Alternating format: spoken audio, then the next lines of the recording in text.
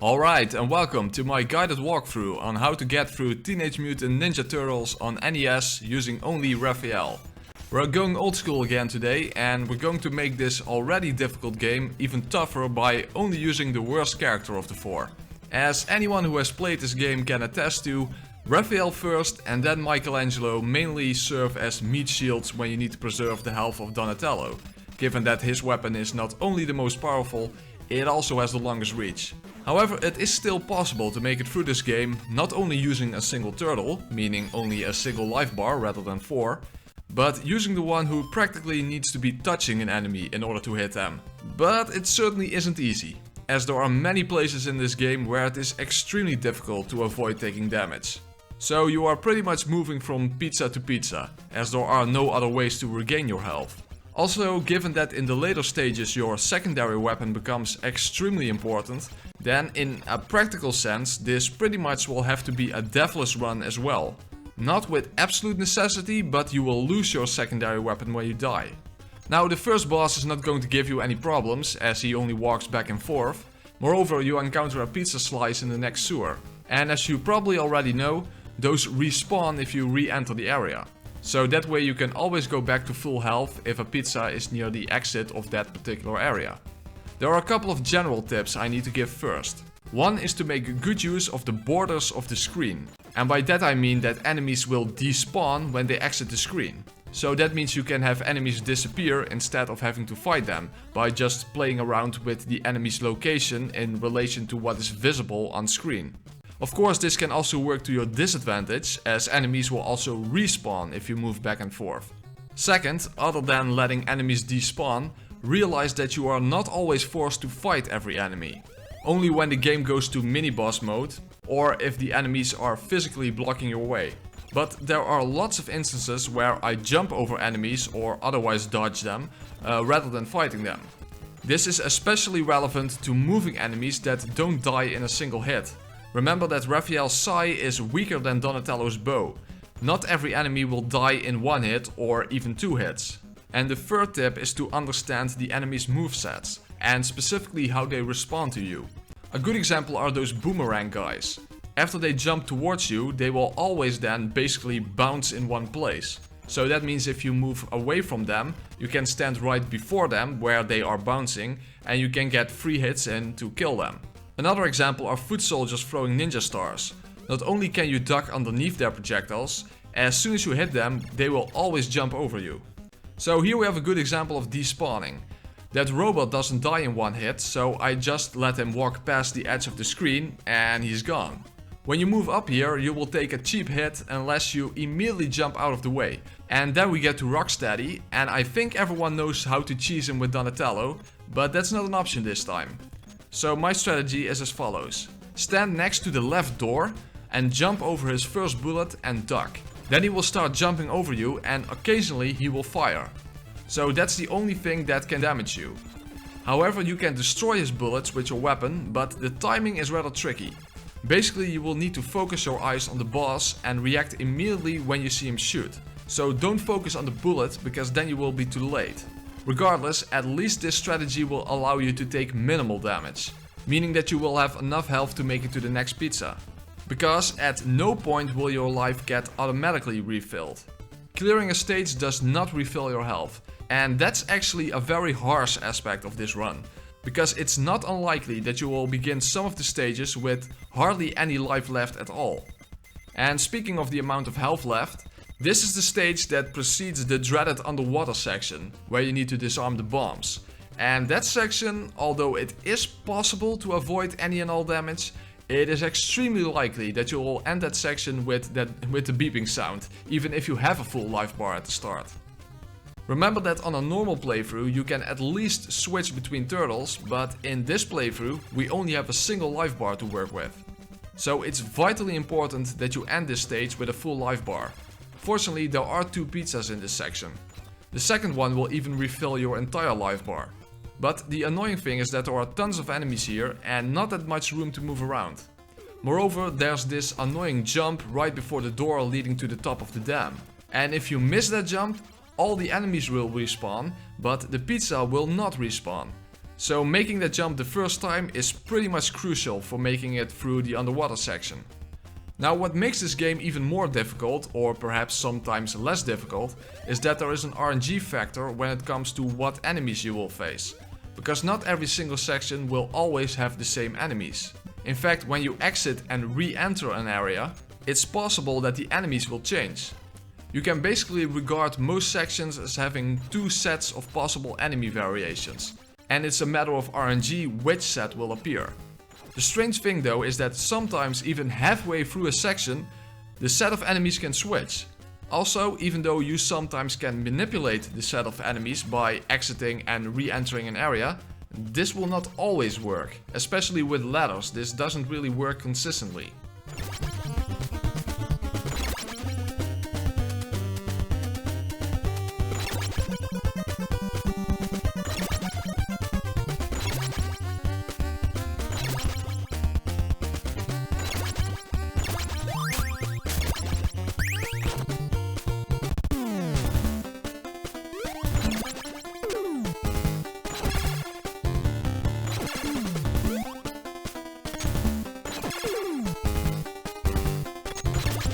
Okay, here we have the second pizza. So now you need to do anything you can to prevent taking a hit. And those one-eyed flying creatures don't die in a single hit. However, if you move too far back, they will respawn. So you basically need to move back and forth until they move at just the right angle so that they won't hit you.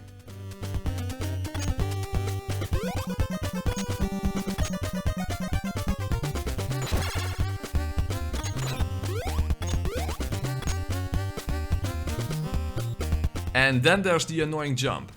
You basically need to jump at the last possible moment or else you will fall down. You can also do a short jump, but regardless, the spacing is rather precise. I remember falling repeatedly down at this section as a kid. Alright, so now it's time for the dreaded underwater section. Unfortunately, I cannot literally guide you through it step by step. It will take some practice to get the timing right. But pay close attention to where I rest my turtle before the electric current, and then as soon as it disappears, you need to react immediately. The annoying thing though is that at places where you need to move left instead of right, the water current slows you down. Basically the water pushes you right. So that means that at some places it is almost impossible to avoid taking damage. And I do take a lot of damage in this section. What I can say is that when a bomb is right after a barrier, aim for the center of the bomb so that you won't get hit right before you are about to disarm it.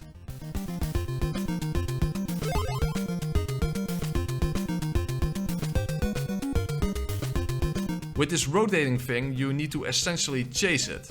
Only when you are right behind it, you can be fast enough to not take a hit.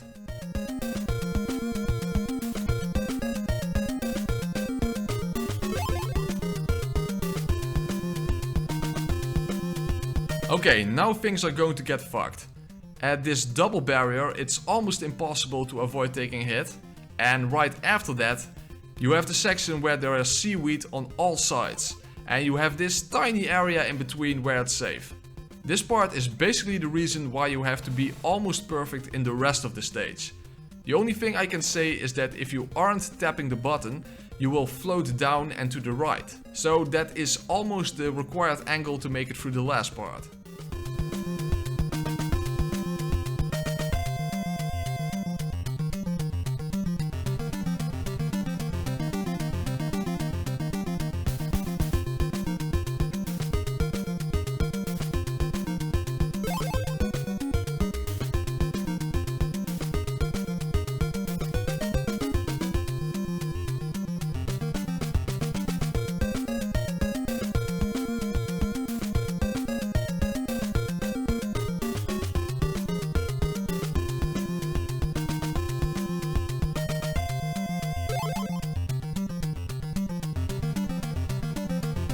Alright, final section. Again, seaweed above and beneath you. And then there is a double barrier. And remember that swimming to the left means that you're going against the current. So unless you are really lucky, this is basically a part where you essentially have to accept taking a hit. So if you get here with too little life left, you're probably fucked, I'm afraid.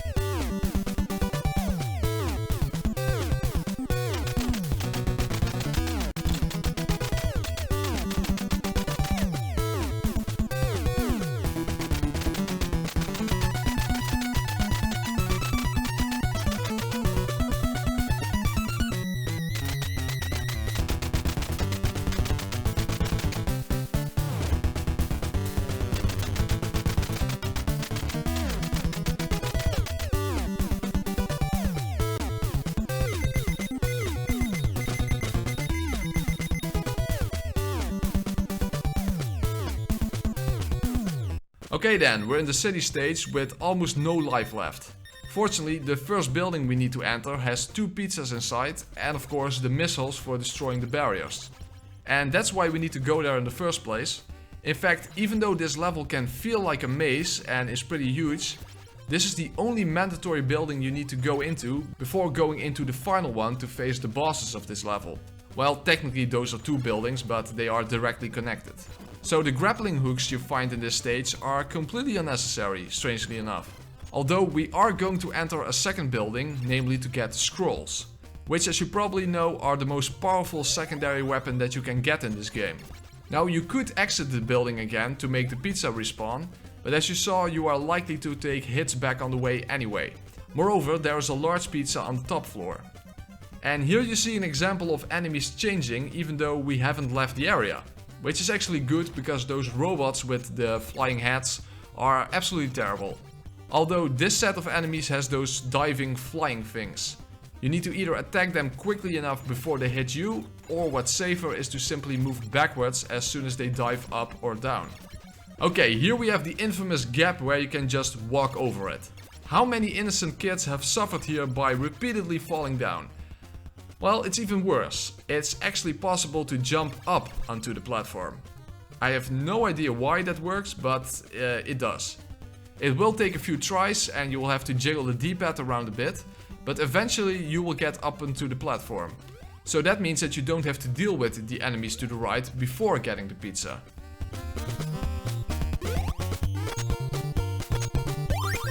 And speaking of jumping, there are 3 types of jumps in this game. There's the full force jump, so to say, where your turtle rolls up into a ball.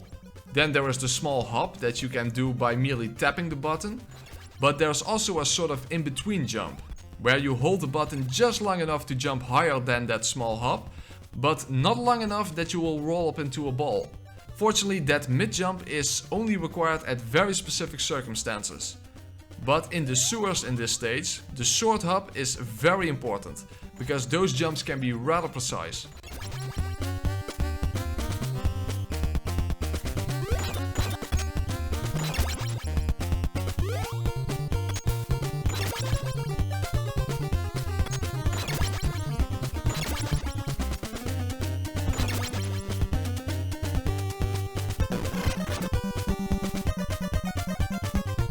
Okay, so now we have 10 missiles, which is more than enough. You will only need 7 to get to the final building. So when the steamroller is about to hit you and you don't have enough time to hit it twice with the gun, you can use a missile for a one-hit kill. But as I said, we are going to enter another building to get scrolls. In fact, we're going to go through that building twice, because the first time you get 20 scrolls, but if you collect it again, you have 40. And those we are going to use all the way up to where we can collect another set in the technodrome. In other words, the final stage. Speaking of secondary weapons, as you saw I did pick up ninja stars, but I purposely didn't use them because that's simply a matter of RNG whether you pick up a secondary weapon set from enemies. So that wouldn't be part of a strategy. However, the fact that you can pick up secondary weapons from enemies can also be a run killer. In fact, I failed one of my practice runs in the final stage because I accidentally picked up a ninja star, replacing my valuable scrolls, and that got me killed. So always be careful when killing enemies. In fact, that is another reason to avoid enemies when possible rather than killing them.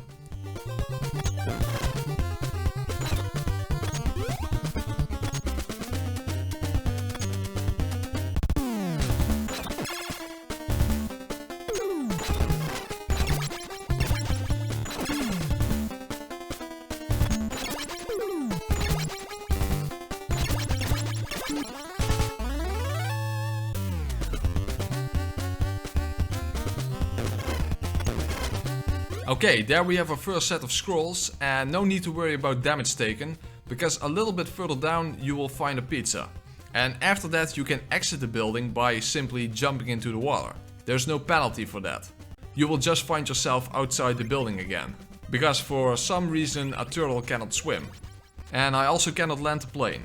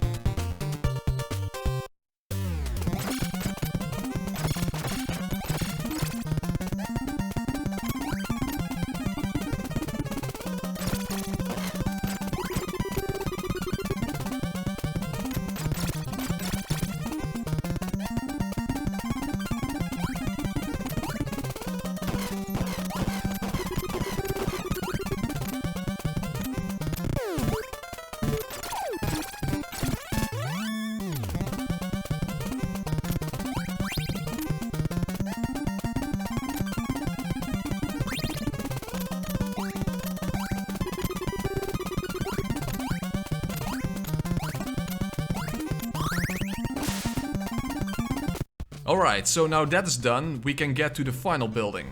Or set of buildings, I should say. And there we're going to save Splinter after a double boss fight.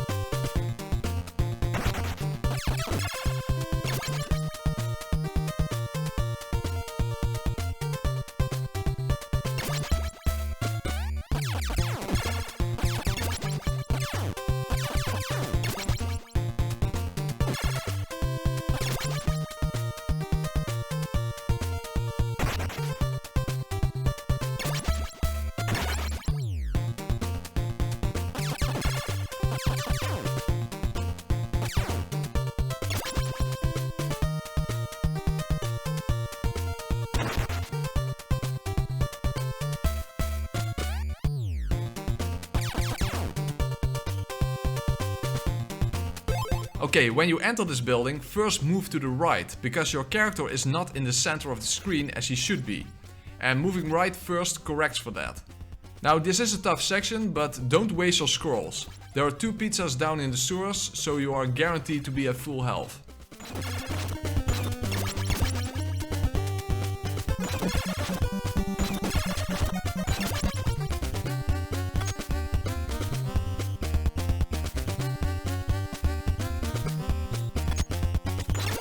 When you jump here, immediately attack and keep pressing right, so that even if you take a hit, you won't get knocked back into the water.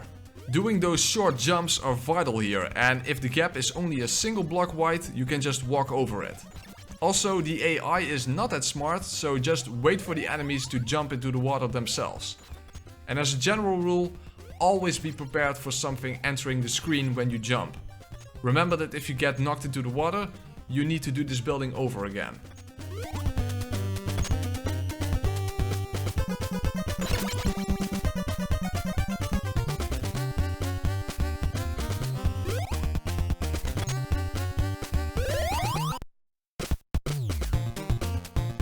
Okay, this is the true final building of this stage. Very little room to move around here. So for the first 2 fire enemies, I use scrolls and I quickly jump up to avoid the third one. Then once you get up to the ladder, move to the right so that you won't get a bomb dropped on your head.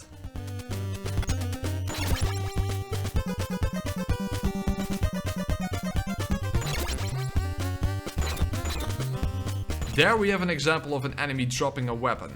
And that's what you need to watch out for. Scrolls are way more efficient than any other secondary weapon.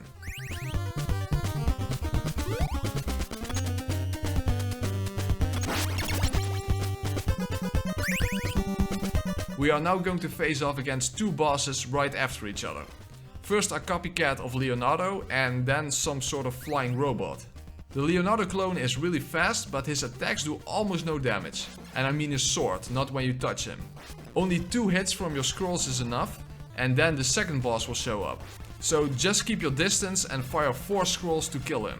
And as you will see, even though a missile is in the air, after he is dead it will no longer count as a hit. Which is good, because that would have been a major dick move, as you can no longer get out of the way after you kill him.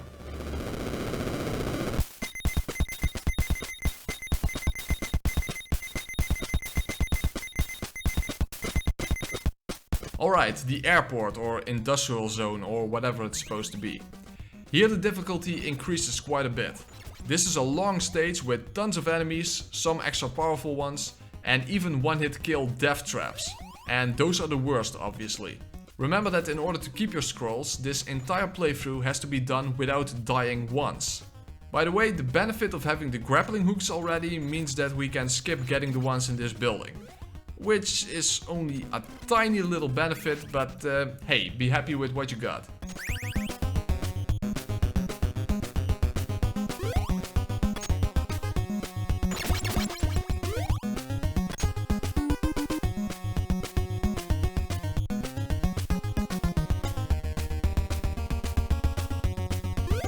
Now be careful with your scrolls, you still don't want to waste them. So only use them on enemies blocking your way that will not die in a single hit without using a scroll. Like those robots with flying heads.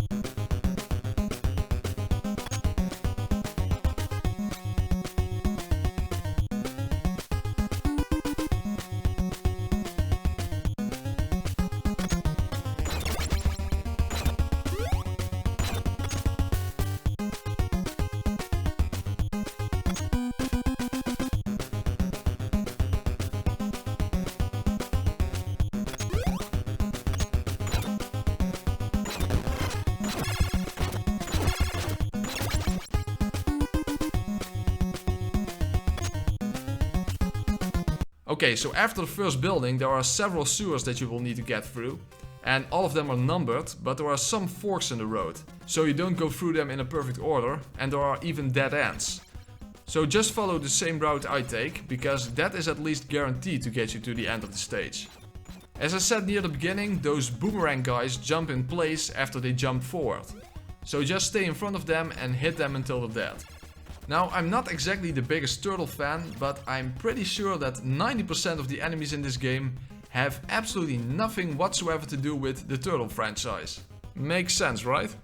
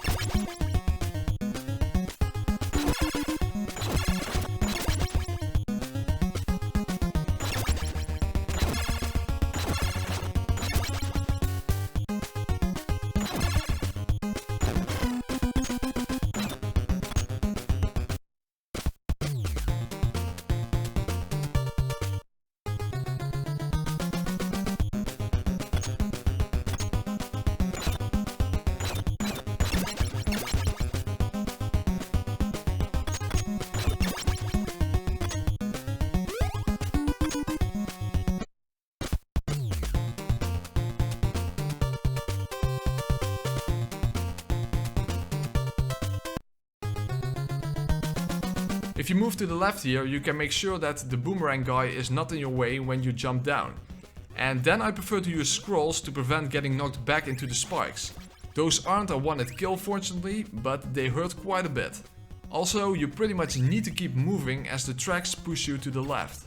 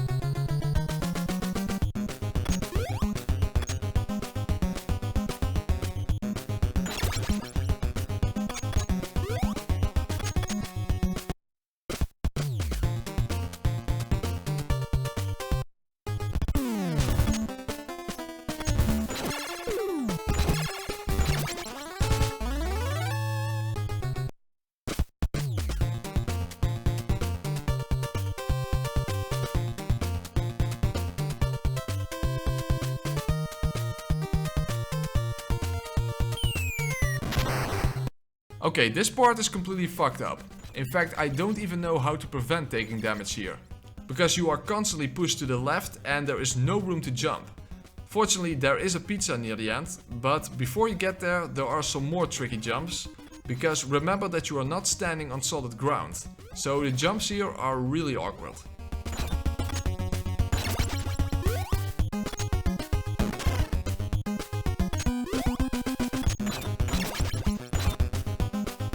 Okay, for some strange reason, the pizza only shows up when you make it to the ladder. So it's here, but it's not visible yet. Isn't that nice? Also, you need to be aware that even touching the side of the spikes will hurt you. So you have to push left and do these tricky attacks to the right and immediately push back left again. And now it suddenly shows up. What the fuck?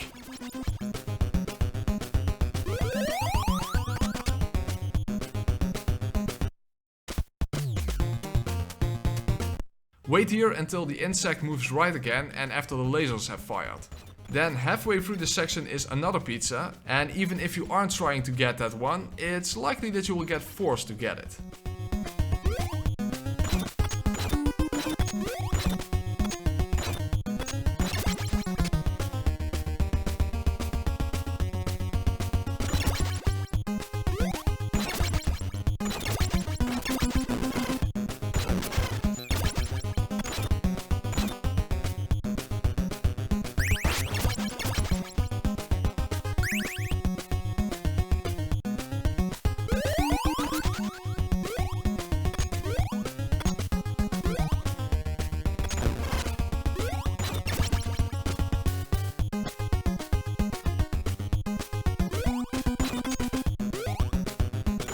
Wow, I got lucky there. And now things get dangerous. That fire over there, that's a one-hit kill. So do a small jump by tapping the button and then keep pushing right and destroy the 2 lasers to make sure that you won't get pushed back into the fire. Falling into the fire basically means that you might as well reset your game.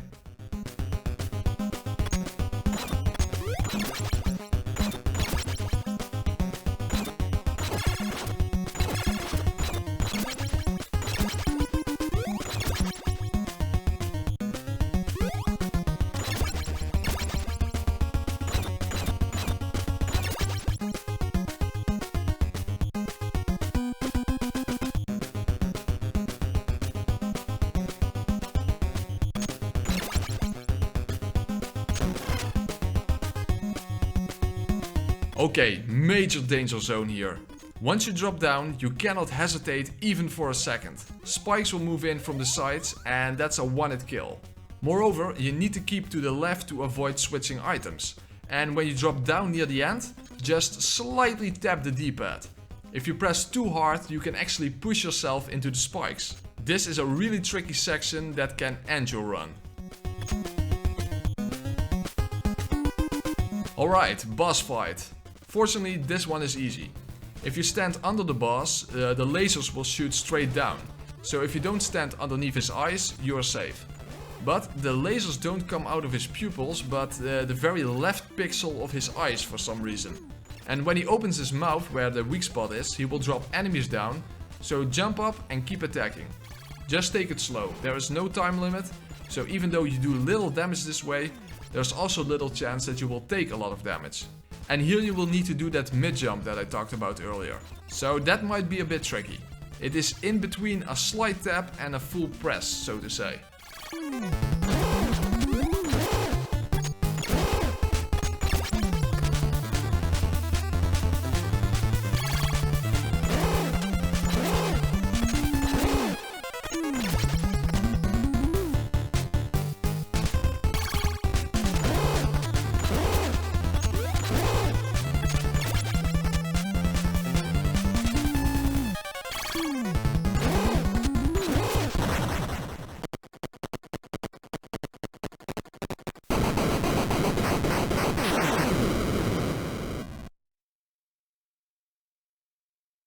Alright, we're getting closer to the end. Now we need to find and fight the technodrome, and the final level will be inside of it. Now, unfortunately, here is where RNG is going to play a major role. There are 3 manholes in this stage, and the technodrome is randomly located at the end of one of them. But there's no way to tell where it is. I prefer to start at the top left one, because that one is rather easy to get through. So if you're lucky, you will get to the technodrome very quickly. And if it's not there, there's at least a pizza on the way back to heal any damage you've taken. So make sure to try that one first. And the reason that one is easy is because you can just keep moving down and then you are pretty much already at the end. Unfortunately, there are blocks blocking your way and Raphael cannot destroy them from the platform above it. So you will need to get down to those blocks and hit them while crouching.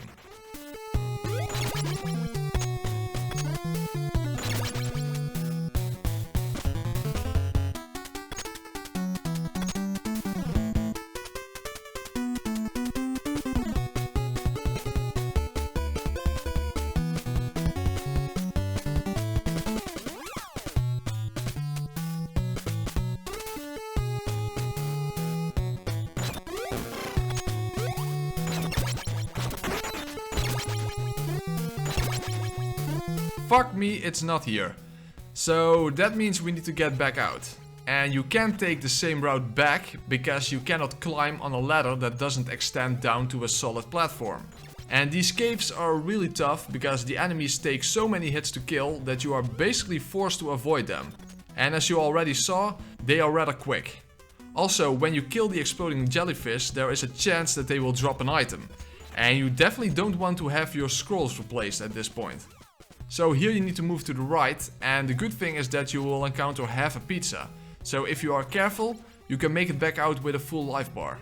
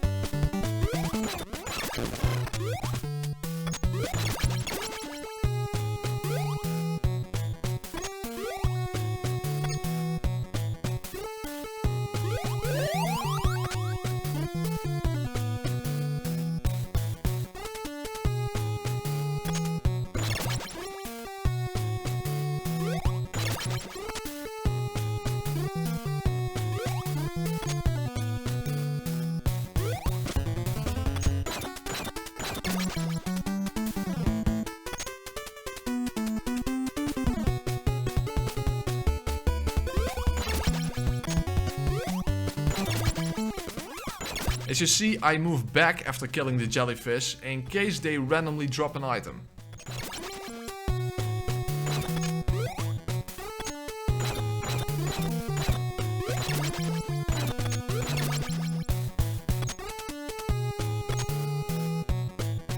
Okay, well, that was some bullfuck. So now let's try the next one. Also, don't bother with any of the buildings. There are pizzas and weapons inside, but chances are that you will lose more than that you will gain. So just ignore them. This cave is a lot more tricky than the first one. Fortunately, the attacks from the enemies don't do that much damage, very little in fact. But touching the enemies does take away quite a bit of health. And remember that we have a boss fight right after this. Plus, you won't get healed afterwards. So the first section of the technodrome has to be cleared with how little life you have left after the boss fight. And as you would expect, the final level is the hardest level.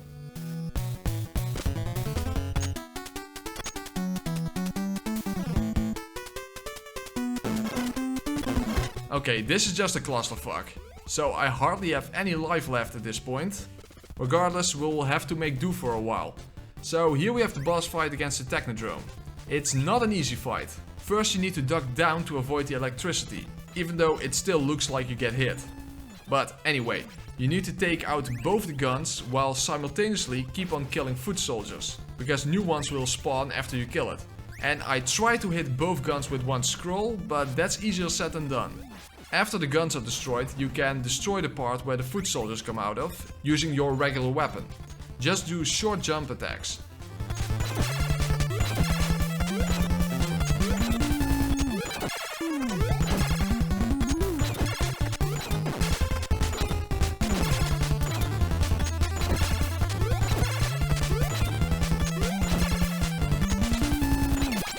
After that, you are still not completely safe, because if you touch the eye of the technodrome, that counts as a hit. So you will need to do mid-jumps, so that you can attack without actually touching it.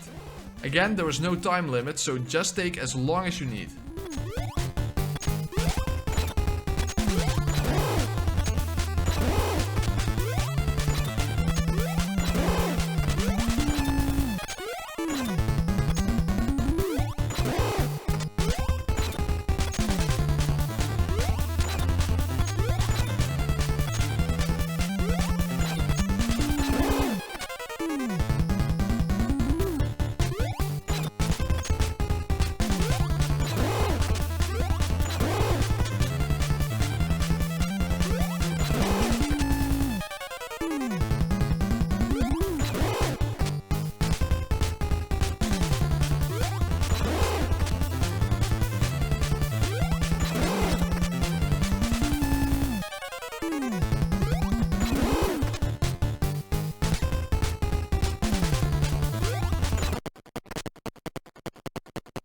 Alright, final level and almost no life left, so this is going to be rough.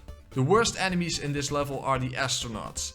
And what's even worse is that I get bad RNG, as the enemy set that I get are not the insects and mousers, but astronauts and these helicopter enemies. Fortunately, they don't show up on the first floor, but those helicopter enemies are precisely why you want to have scrolls in this area.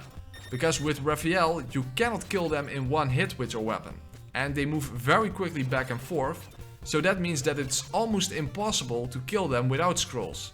Technically it can be done, but it requires almost inhuman timing, where you need to do those awkward backwards attacks while moving away at the last possible moment.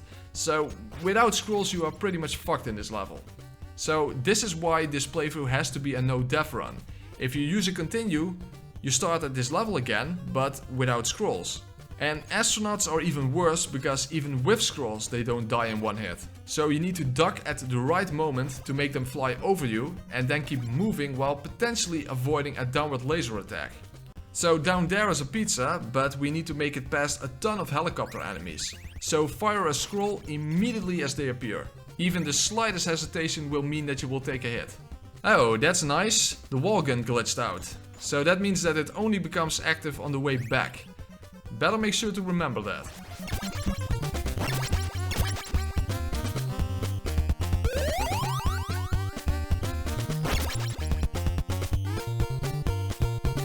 You see, now the gun is active all of a sudden.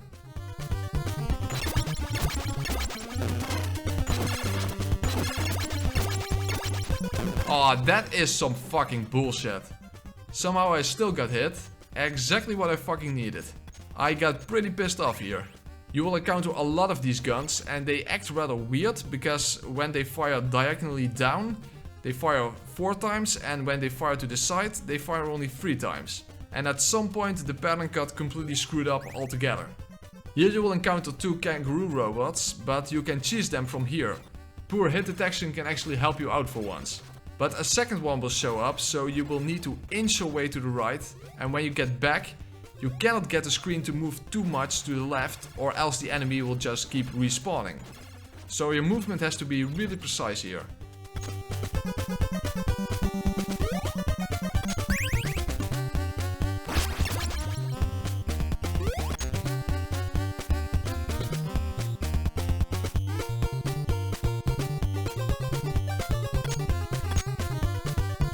Okay, when you enter the door, immediately jump to avoid a boomerang guy.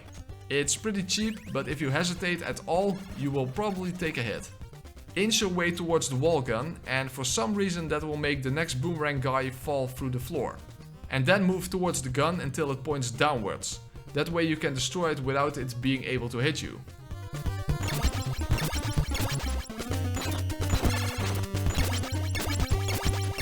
Okay, now things get fucked up. There's another set of scrolls to the left that we need, but there are 2 wall guns in the way, and you will need to jump right in between them. Wait for the final shot and aim your jump over here and then adjust in mid-air so that you can barely make it onto the platform. If you fall off, you will not have enough scrolls to make it to the end of the game. And touching the guns will automatically knock you back. Now, for some reason the pattern of the guns got fucked up. Normally it would shoot 3 times, but now it's a weird pattern of 2 bullets with a short pause and then a third. And then the regular 3. I definitely did not see this coming, so I panicked a little bit here.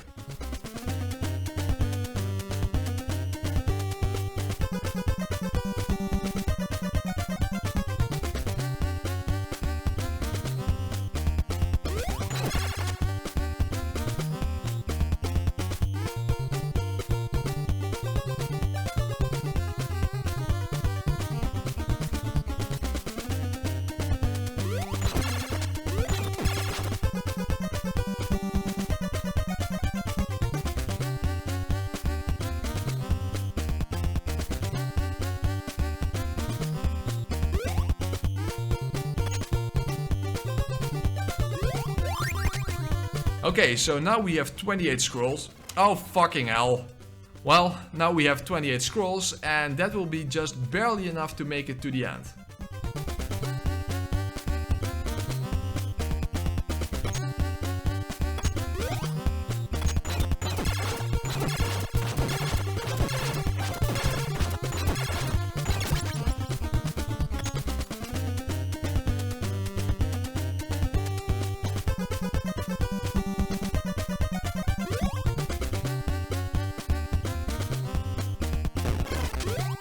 Okay, another tricky section. You don't want to waste scrolls, so you need to do some awkward jumps again to hit the gun with your regular weapon, and it is crucial to get to the left here, because there you will find the final pizza in the game.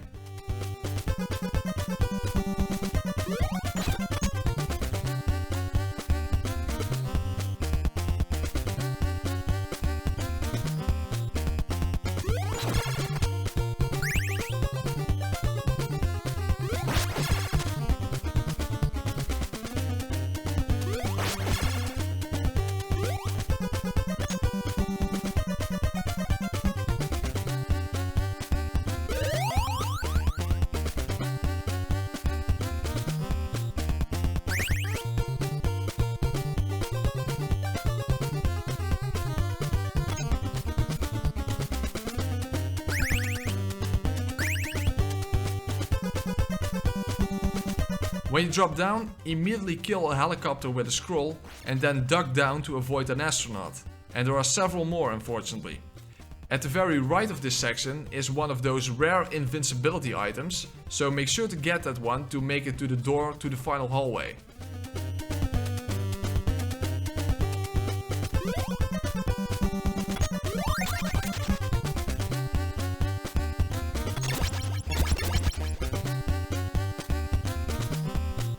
Alright, after all of that, we have now arrived at the hardest part of the game. The hallway of death before Shredder. Here you will need to constantly keep moving while using scrolls against helicopters and ducking underneath sets of 2 astronauts at a time. If you hesitate, the astronauts will not despawn at the edge of the screen. If you move too quickly, you will run into their laser attacks. So this section is completely fucked up and all about precise timing. Fucking hell, for some reason this astronaut was lower than usual, so that definitely got me to panic. Now the hallway is getting smaller, so you will need to duck as soon as the astronaut appears, so that he will despawn at the edge of the screen. Then you will need to destroy another helicopter, and this pattern will alternate until you're almost out of scrolls. But hopefully you will still have at least 2 left, because once you get up the stairs, there's a mandatory fight against an astronaut, and it takes 2 scrolls to take him down. And that will be the final enemy before the final boss.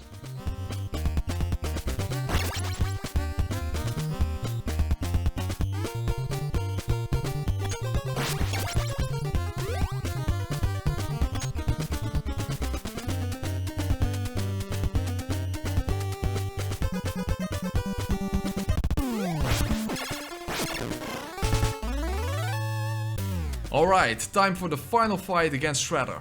His gun can kill you in 1 hit, and touching him will take away a third of your life bar.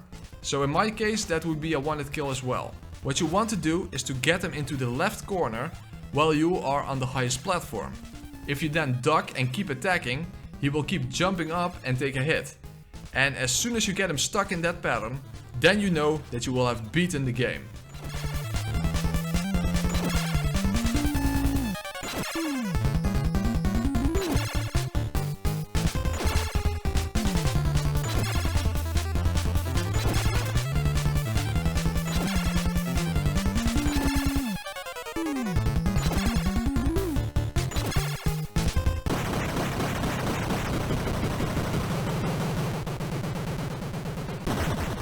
Well, he won't be dining on turtle soup this evening, and you have shown that you are cool but crude. So that's how you get through Teenage Mutant Ninja Turtles on NES with only Raphael. Or Hero Turtles as it was known over here in Europe. Because ninja is for some reason not a kid-friendly word. Anyway, I hope you enjoyed this walkthrough, make sure to leave a like and subscribe for more, and I hope to see you all back in the next playthrough.